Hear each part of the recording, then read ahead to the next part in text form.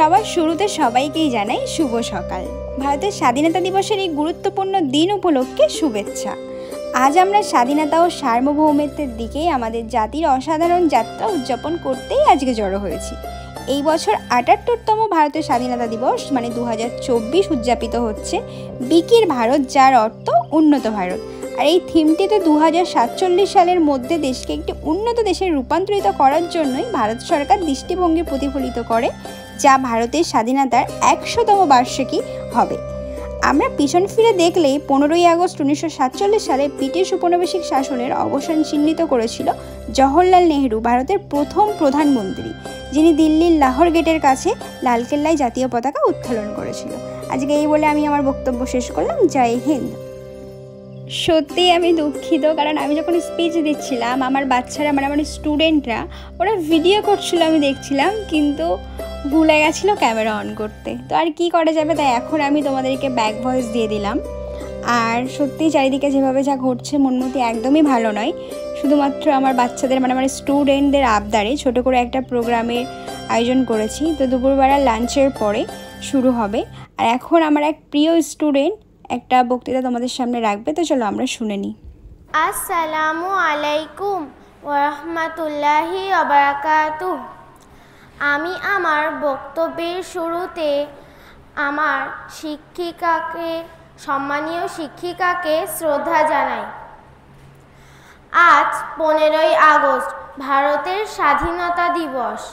১৯৪৭ সালের এই দিনে আমরা ২০০ বছরের ব্রিটিশ শাসনের পরাধীনতার শৃঙ্খল থেকে স্বাধীনতা লাভ করেছি।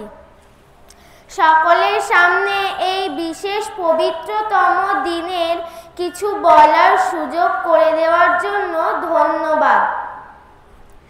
এককালে যে ভারতবর্ষ সারা বিশ্বের কাছে সভ্যতা ও সংস্কৃতির পীঠস্থান ছিল, সেই ভারতবর্ষে সাম্রাজ্যবাদী ব্রিটিশ শক্তির পরাধীনতায় কলঙ্ক লেপন করেছিল।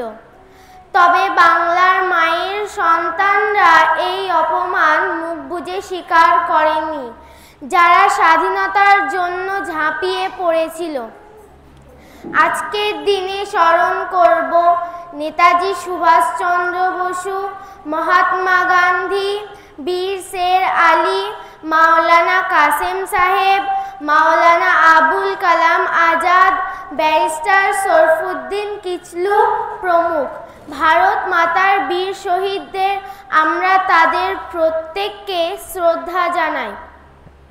সবশেষে বলি, আজ ৭৮তম স্বাধীনতা দিবসে এসে ভারতের স্বপ্নগুলি এবং আকাঙ্ক্ষাগুলি বাস্তবায়িত করার ক্ষেত্রে এখন কোনো বাধা আমাদের থামাতে পারবে না।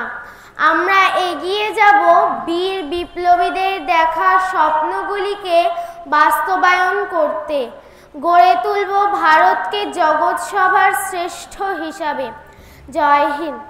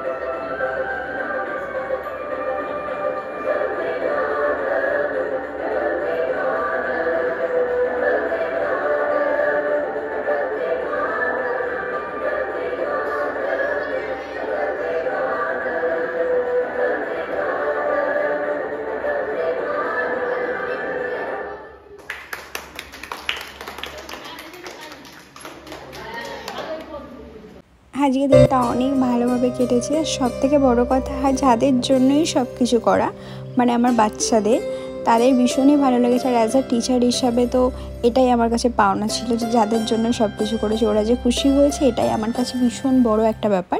আর সব শেষে সবাইকে একটু মিষ্টিমুখ করিয়ে দিচ্ছিলাম।